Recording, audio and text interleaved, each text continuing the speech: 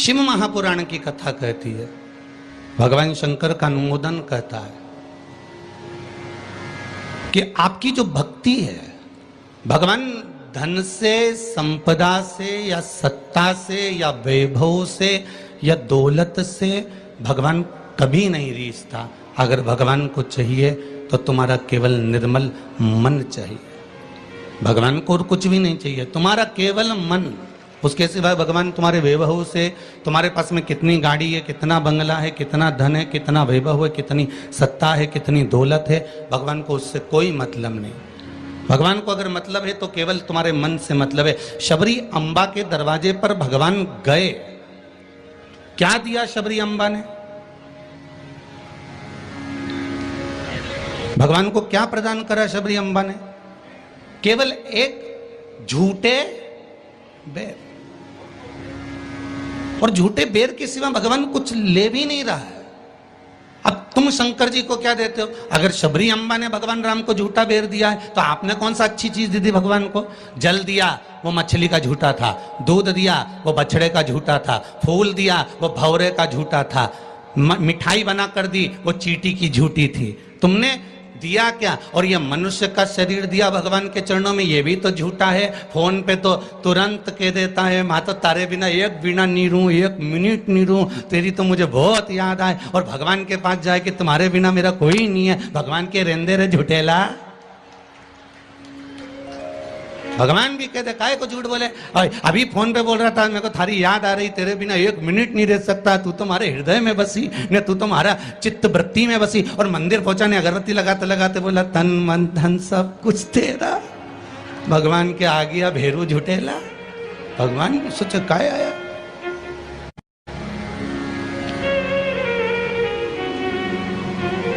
अगर शबरी अम्बा ने झूठा बेर दिया है तो हमने कौन सी अच्छी चीज भगवान को दे दी है? हमने क्या भगवान को अच्छा दे दिया है? हम भी तो झूठा ही दे रहे हैं। पुष्प दिया, वो भी झूठा था। जल दिया, वो मछली का झूठा था। दूध दिया, वो गाय के बछड़े का झूठा था। मिठाई दी, वो चींटी की झूठी थी। हम जो परमात्मा को दिए वो सब कुछ झूठा था। यहाँ तक हम भगवान का जो स्मरण भी कर रहे हैं, कई लोग भगवान के मंदिर में बैठकर घंटों तक माला पकड़कर भी अगर भगवान के मंदिर में बैठकर भजन कीर्तन स्मरण कर रहे हैं तो वो ये सोचे कि नहीं ये सत्य है, तो उसने उसमें भी छल कर दिया। थोड़ी देर तक तो मन लगता है, उसके बाद ये चित्त, ये वृत्ति, ये मन कहीं ना कहीं डोल जाता है। इस मन को लोग कजन कहां लेकर चले जाते हैं। बड़ा बड़ा कठिन है महाराज, ये बड़ा कठिन। ये मन बड़ा चंचल है, कैसे तेरा भजन करूं, जितना इसे समझाऊं उतना ही मचलता है। भोलेनाथ हे शंभो, हे त्रिकालदर्शी, हे कैलाशी, हे अविनाशी, हे शिव, हे करुणा सागर। ये चित्त, ये मन, ये वृत्ति बड़ी चंचल है।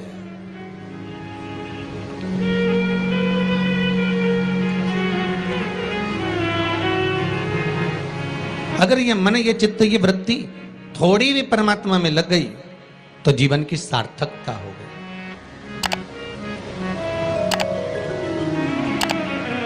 ब्रह्मा और भगवान विष्णु दोनों मिलकर मंथन कर रहे हैं।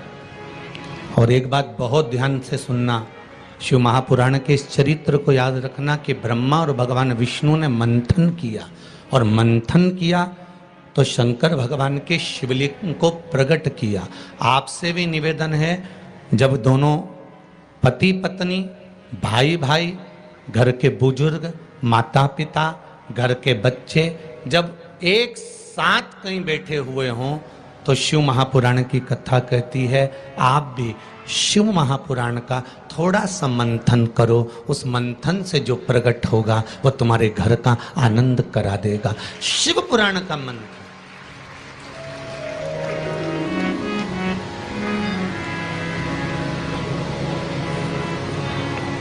थोड़ी देर अपने माता पिता के पास में जाकर बैठा करो, थोड़ी देर जब घर से जाते हो तो अपने घर में जो मंदिर है, अपने घर में जो देवालय है, अपने घर में जो शिव जी हैं, अपने घर में जो राम जी हैं, अपने घर में जो ठाकुर जी हैं, अपने घर में जो कृष्ण हैं, अपने घर में जो देवता विराजमान हैं, आप उनके पास जाकर बैठकर फिर अपने गंतव्य की ओर अपने कार्य के लिए जाइए। और शाम को जब आओ तो पत्नी और बच्चों से, परिवार से बाद में मिलो। सबसे पहले अगर दुकान की चाबी भी लेकर आए हो, थोड़ा सा धन भी लेकर आए हो, थोड़ा सा सामान भी लेकर आए हो, थोड़ा सा व्यापार का कुछ चीज भी आप लेकर आए हो, तो सबसे पहले जाकर भगवान के मंदिर में जो आपके घर में है उसके पास में बैठकर उसको बताया करो, आज मैंने व्यापार करा उसमें ये लाभ हुआ, आज मैंने व्यापार करा उसमें ये हानि हुई, और आपकी कृपा से आज मैंने दुकान व्यापार व्यवसाय आज का पूरा करा। हे देवाधिदेव महादेव, हे मेरे ठाकुर, हे मेरे कृष्ण, हे मेरे राम, आज भगवान की कृपा, आपकी कृपा बहुत बनी रही और मेरा सब कार्य सफल हुआ। बाबा को प्रणाम करो, नमन करो और फिर अपने माता पिता, परिवार, कुटुंब, कबीला जिससे मिलना है मिलो, फिर मिलो।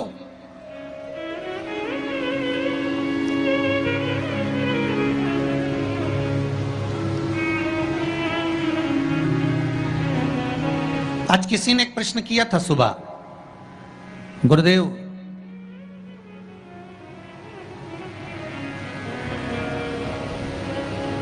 अगर भगवान के मंदिर जाना है हमको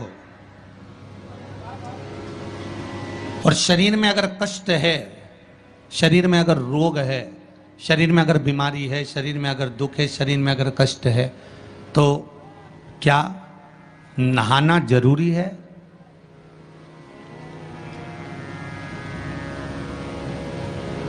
शिव महापुराण की कथा कर रही है, मत नहाओ, स्नान कर लो।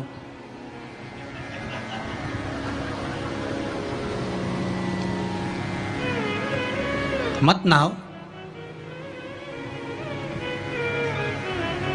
स्नान कर लो। नहाने में और स्नान में जमीन और आसमान का अंतर है। बाथरूम में गए, साबुन लगाया, शैम्पू लगाया और ये सब लगाने के बाद में तुमने जो तुम्हारे ऊपर पानी उंडेला, इसको नहाना कहते हैं। ठीक है? जो तुमने साबुन लगाया, शैम्पू लगाया, पानी डाला, उसको नहाना कहते हैं। और मंदिर में गए अर्थात आप बाथरूम में ना जाकर भी सवेरे से उठे और उसकी भक्ति में लीन होकर दिल से उसको याद कर कर और मान लो मुंह धोकर भी भगवान के दरवाजे तक पहुंच गए तो उसको स्नान कहा जाता है।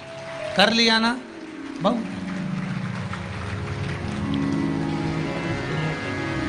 नहीं है ना शरीर में बल? एक पत्र में लिखा है किसी ने,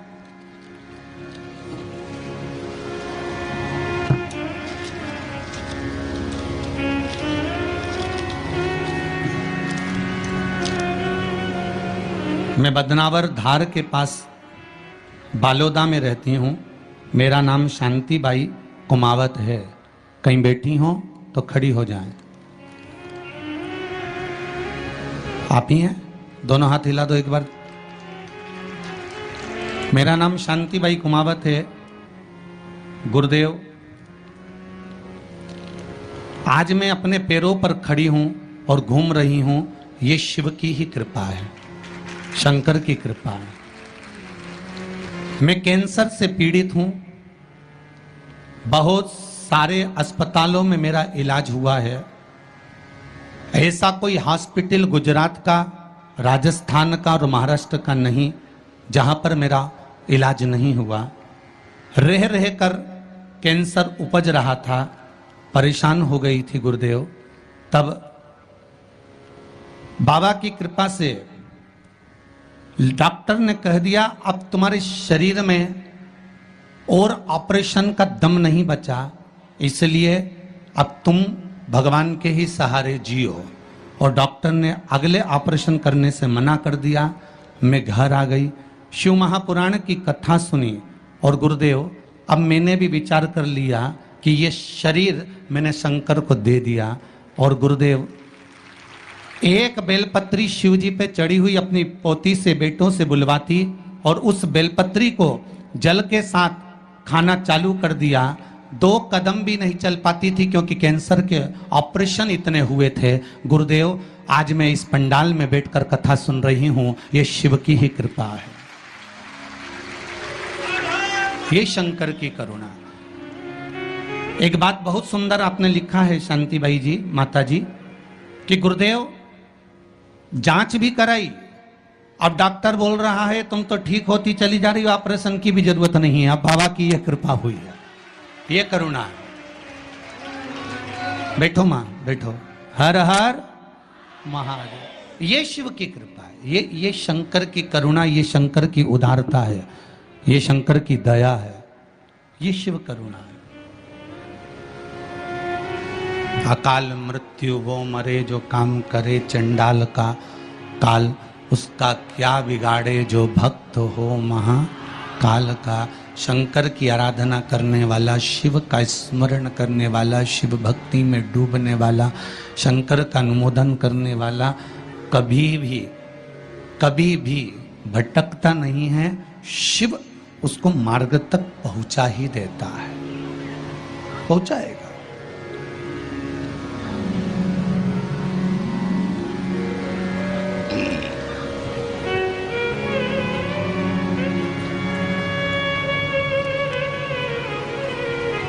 जितना शरीर का वजन है, बहुत ध्यान दीजिएगा जरा।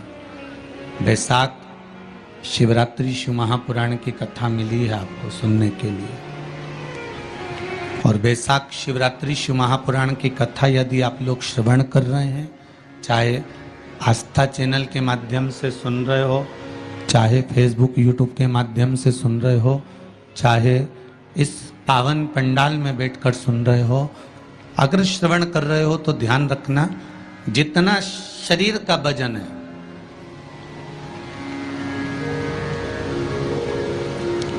70 kilo, 25 kilo, 20 kilo, 15 kilo, 50 kilo, उतना ही किलो के हिसाब से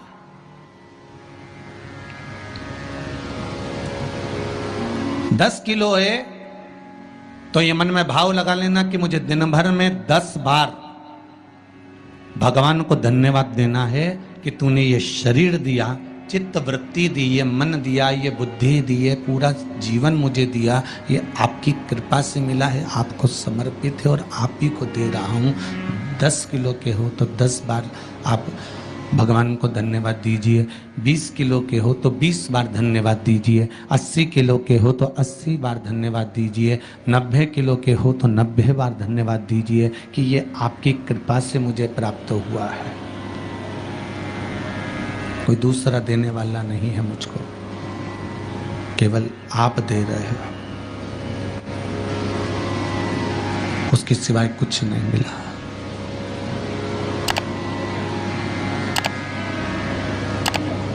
बड़ी मुश्किल से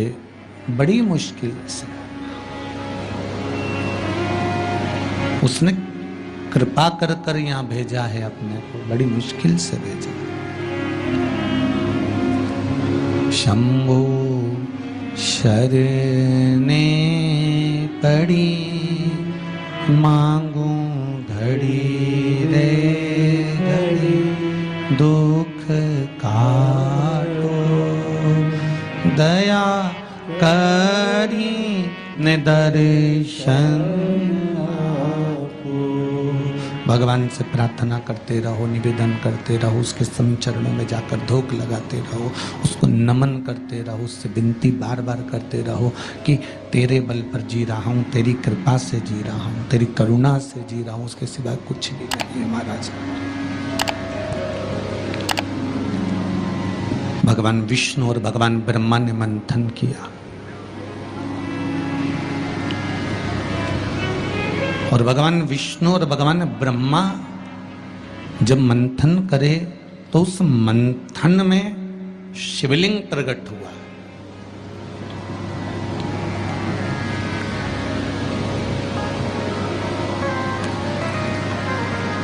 मंथन में शंकर का प्रकट होना बहुत बड़ी बात है।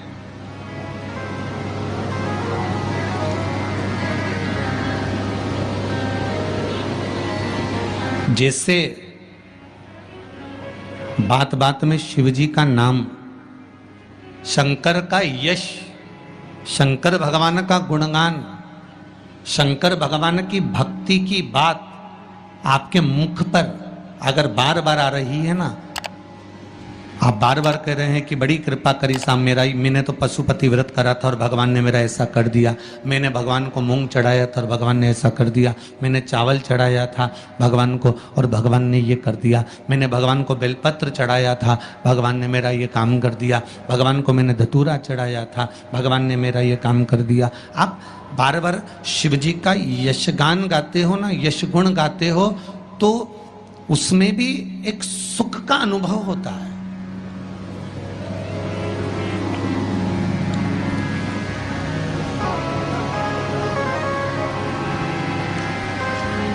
आपके यश गुण गाने में भी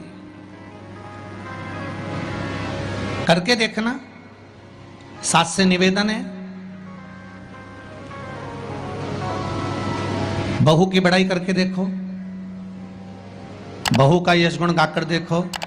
कितनी भी बुरी बहू हो, कितना भी अपशब्द कहती हो, कितना भी ताना देती हो, कितनी भी गाली देती हो, कितना भी आड़ा टेढ़ा बोलती हो, भले तुम्हें संभालती हो ना संभालती हो, तुम्हारा सम्मान करती हो ना करती हो, तुम्हारा आदर करती हो ना करती हो, उसके बाद भी तुम 4 लोगों से अपनी बहू की बड़ाई कर कर देखना, खूब बड़ाई करना उसकी, खूब यश गुण गाना उसका। भले वो गाली दे, अपशब्द के ताना दे, कुछ भी बोले, पर तुम यश गुण गाओ उसका, खूब गाओ और खूब दिल से यश गुण गाओ उसका। 1 महीना इंतजार करना यश गुण गाते गाते। दूसरे महीने में जिस बहू का तुमने यश गुण गाया है, ये शिव महापुराण की कथा कहती है, वो भी सिर पर पल्लू लेकर तुम्हारे को धोख लगाने आएगी जरूर, ये पक्का है। आप अपने भीतर कुछ अच्छा तो लाओ।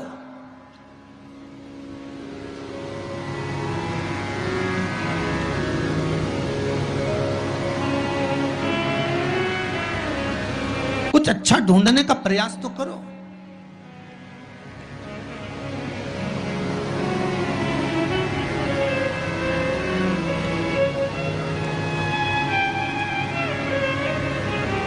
आज कोई कह रहा था गुरुजी, पूरे भारत में, पूरे जगह पर देखा जाए तो आज दुनिया के लोग ये भगवान के नाम से क्यों इतना चिढ़ने लगे।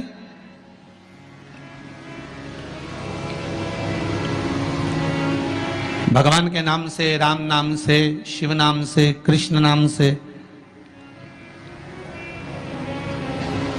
ये दूसरे लोग आखिर चिढ़ते क्यों? तो हमने कहा सीधी सीधी बात है कि रामचरितमानस में भी वर्णन आया कि जब जब रामचरितमानस में जब जब राम जी की सेना के लोग जय जय श्री राम चिल्लाते थे, तब तब जितने राक्षस थे वो सब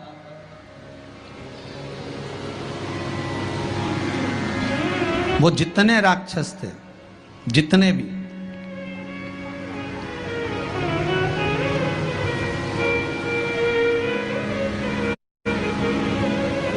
राम सेना के दल के लोग जब जब श्री राम चिल्लाते थे, जितने भी राक्षस थे वो सब भिनक जाते थे, सब भिनकते थे, सब गुस्सा करते थे, सब क्रोध करते थे। जब उस समय पर भगवान के नाम से राक्षस भिनक जाते थे, तो आज के समय के राक्षस भी तो जय जय श्री राम करने पे भिनकेंगे कि नहीं भिनकेंगे?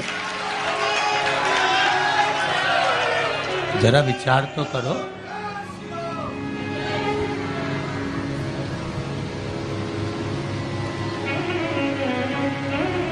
जब उस समय पर राम दल की सेना चलती थी और हनुमान जी ने धमक के, अंगद ने कूद कर रावण के सामने कह दिया था जय जय श्री राम, तो सारे राक्षस भिनक गए, सब वो क्रोध आ गया, सबको गुस्सा। तो जब त्रेता में ये हाल था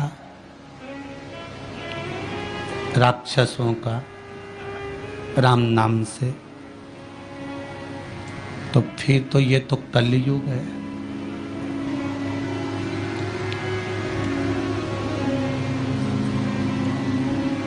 अब तुम राम बोलोगे तो थोड़ा सा तो भिनकट्टा छूटेगा ही इनके भीतर भी, थोड़ा थोड़ा तो आएगा। पर आग लगे बस्ती में, अपन रहो मस्ती में, जो ज्यादा भिनके नहीं तो उसको भिनकने दो।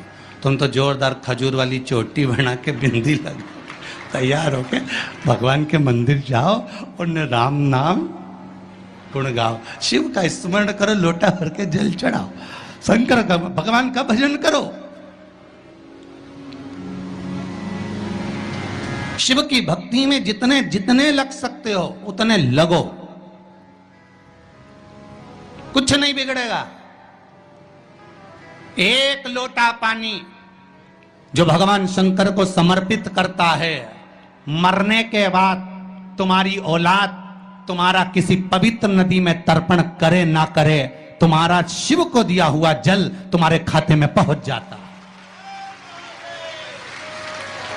आपने जो शंकर भगवान को एक लोटा जल दिया है, शिव जी को एक लोटा पानी चढ़ाया, शंकर भगवान को एक लोटा जल समर्पित करा है, शंकर भगवान को एक लोटा जल अगर आपने दिया है तो वो आपके खाते में पहुंचेगा जरूर, ये निश्चित है, पक्का है।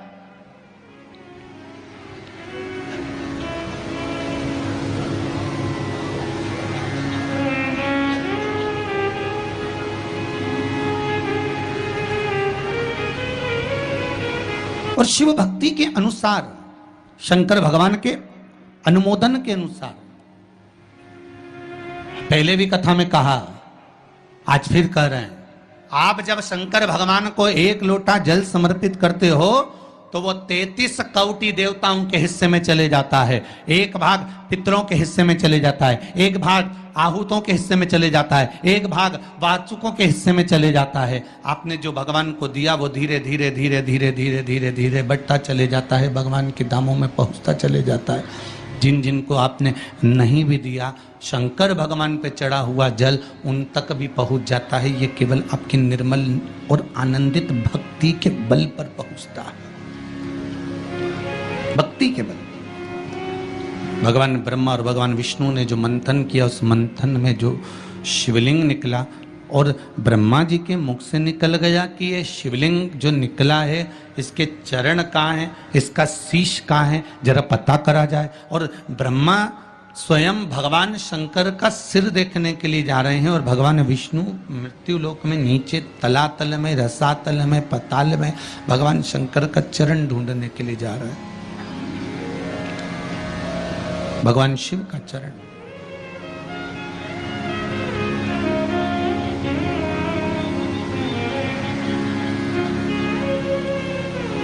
गए दोनों, वो ऊपर गए, ये नीचे गए देखने के लिए। कई लोग शिव महापुराण की कथा, स्मरण, भजन, कीर्तन सुनने के लिए नहीं जाते हैं। मंदिर में कई लोग भगवान शंकर पर जल चढ़ाने नहीं जाते हैं। कई लोग ये देखने के लिए जाते हैं कि कौन आया कौन नहीं आया, किसने सुना और किसने ना सुना, किसने धारण करा किसने ना करा।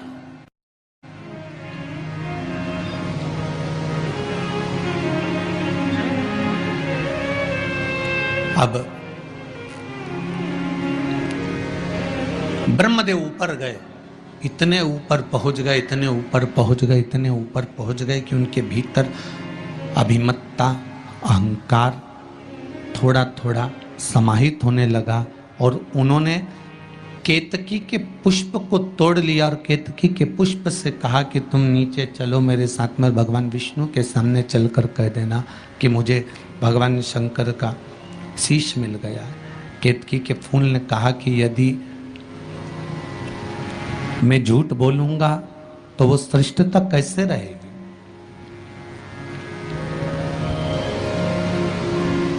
मेरे झूठ बोलने की श्रेष्ठता कैसे होगी?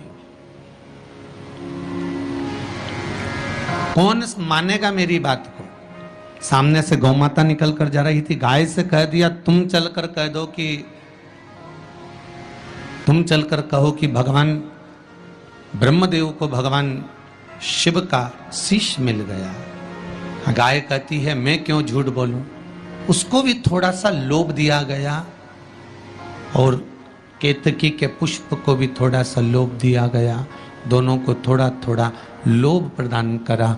और शिव पुराण कथा कहती है कि जब व्यक्ति के जीवन में थोड़ा सा लोभ उपज जाता है, थोड़ा सा लालच आ जाता है, तो फिर जीवन का किया हुआ सारा कर्म उसका बेकार हो जाता है। और वही हुआ है। केतकी के पुष्प के मन में ये लोभ जाग गया कि मैं ब्रह्मा जी के द्वारा सिंचित हो जाऊंगा, आनंदित हो जाऊंगा। और गाय के मन में ये लोभ जाग गया कि ब्रह्मा जी कह रहे हैं कि सबसे पहली रोटी आपको प्रदान कर दूंगा, तो ये लोभ ही तो जागा। कोई भी चीज करो,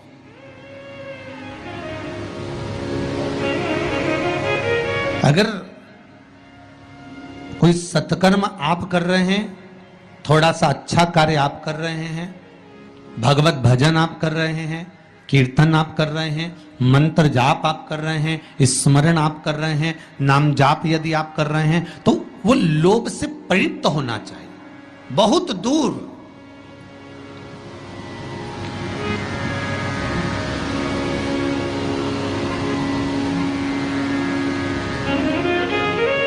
आपके भीतर वो उपजे ना।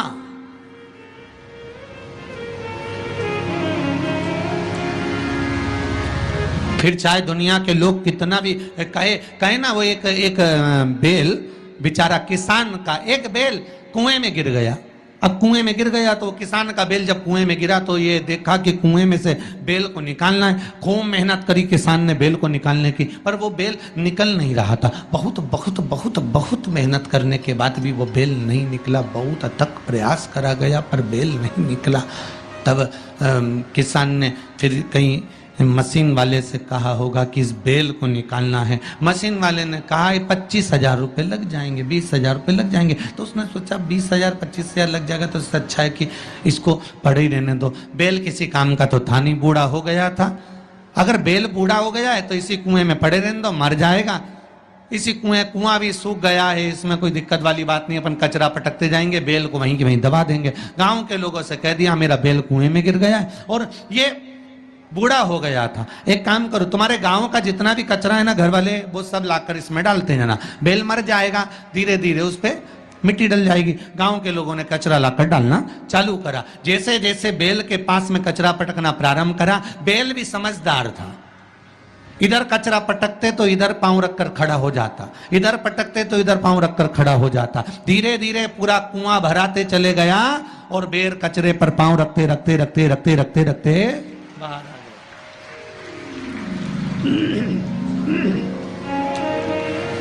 बेल कचरे पर पांव रखते रखते रखते रखते बाहर आ गया, ऊपर आ गया। और जब वो ऊपर आया, निकल कर बाहर भाग गया, निकल कर बाहर भागा। बेल से हमको एक सीख लेना चाहिए, हमको एक चीज सीख लेना चाहिए। बुराई करने वाले कितनी भी बुराई करेंगे, निंदा का कचरा, बुराई का कचरा कितना भी पटकेंगे, हमको केवल उस पर पांव रखकर निकल कर बाहर की ओर चले जाना है और हमारे जीवन को सार्थक बना लेना है। करे करे तो करे।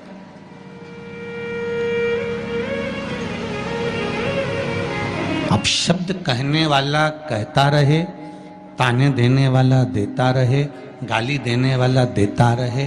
अपनी शिव भक्ति, अपना स्मरण, शंकर का अनुमोदन होता रहे, बस इसका ध्यान रखना। बैसाख के महीने में नवमी तिथि को माता जानकी का प्रागट्य हुआ है पृथ्वी से।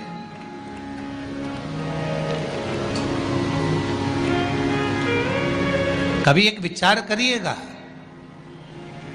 कि नरसिंह अवतार बैसाख के महीने में हुआ, कुर्म अवतार बैसाख के महीने में हुआ, हयग्रीव अवतार बैसाख के महीने में हुआ, परशुराम अवतार बैसाख के महीने में हुआ, माता जानकी का अवतार बैसाख के महीने में हुआ। आखिर बैसाख के महीने में, माधव महीने में इतनी महत्वता क्यों?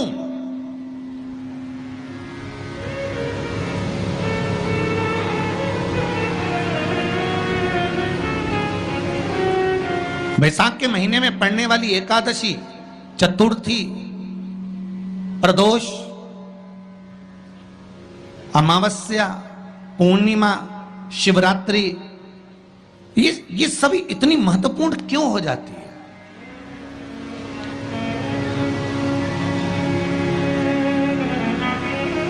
इसकी महत्वता इतनी प्रबल क्यों हो जाती है?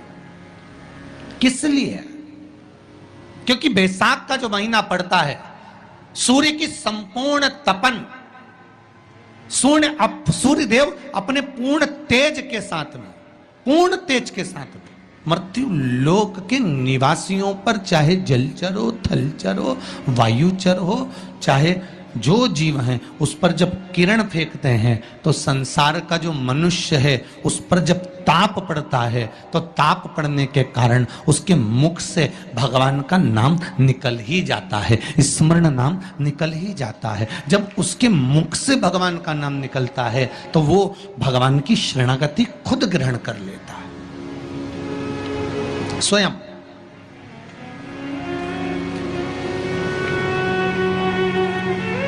शरणागति ग्रहण कर लेना। बैसाख की पोथी पढ़ते हो आप लोग? आप में से अगर कोई पढ़ता हो बैसाख महीने की पोथी, तो उसमें एक वर्णन आता है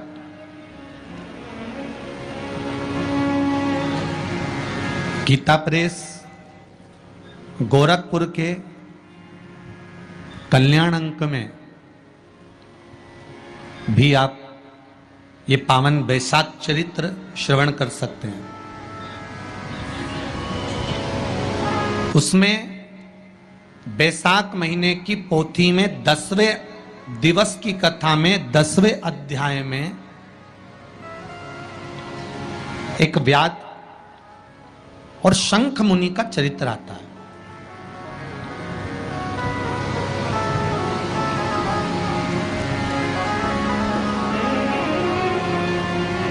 शंख मुनि एक बार निकलकर भगवान शंकर के मंदिर में जल समर्पित करने के लिए जा रहे थे और शिव मंदिर की ओर जाते जाते जाते जाते जाते जाते बीच मार्ग में चलते चलते चलते चलते और वो शंख मुनि जब शिव के मंदिर में पहुंचे, शंकर भगवान के मंदिर में जाकर उन्हें दर्शन किया,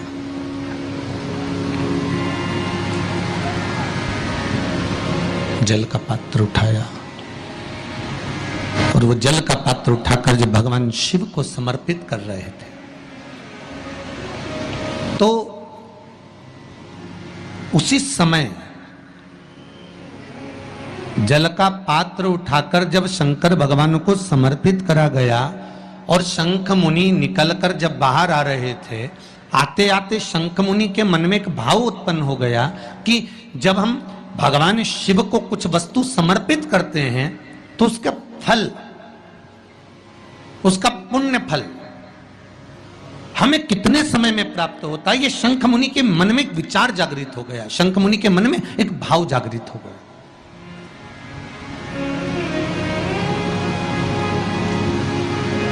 कई माताएं पशुपति व्रत करती हैं, कई ऐसी भी माताएं हैं जिन्होंने 2-3 बार